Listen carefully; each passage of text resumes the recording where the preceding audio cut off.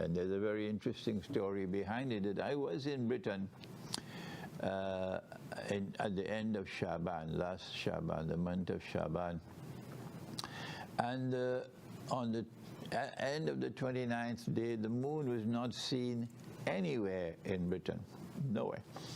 And I have a dear friend who is the Imam of a masjid in London, and he went himself, the Maulana, Imam of that masjid, to look for the moon. And when the moon was not seen, then he made the announcement that since the moon was not seen, now the next day will be known as the Yaumul Syak, the day of doubt. And Nabi Muhammad ﷺ has prohibited us from fasting on the day of doubt.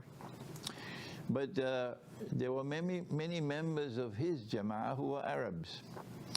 And I have to use soft language, so I have to say they were schoolboys. And because Saudi Arabia announced that they had seen the moon, they decided that tomorrow is Ramadan. And they did not bother with their own Imam.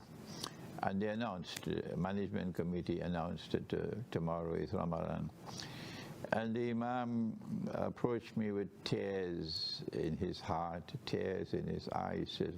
He said, Maulana, can you help us? Can you give a lecture on this subject to clarify for these people? They are so misguided. And it was confusion all over Britain, confusion over this silly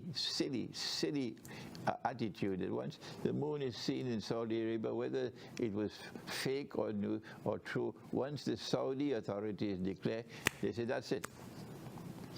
So I decided, I said, okay, Maulana, I will give a lecture on the subject. I had already been engaged with this subject for many years. About 20, 30 years ago, I wrote a small booklet, Eidul Fitr and the Crescent Moon. And then when I wrote my book on Suratul Kahf and the Modern Age, there's a chapter in that book entitled The Quran and Time. And I made mention that, in fact, this subject should have been dealt with by my teacher, Maulana Fadlur Rahman Ansari, rahimahullah, who lectured to us many times on the subject of time. But I was 22 years of age, and it was flying over my head. I couldn't understand fully what that great scholar was talking about. But now, alhamdulillah, now it is sinking in.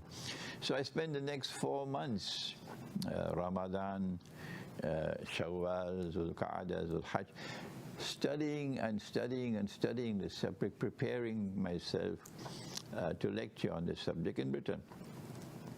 And as I studied the subject, it became wider and wider, and more important and profound, strategically important. I did not realize at that time how important was the subject of time, in which the moon is centrally located. And so out of all of these months of study and reflection and praying to Allah for guidance, emerged the subject, the Quran and the moon.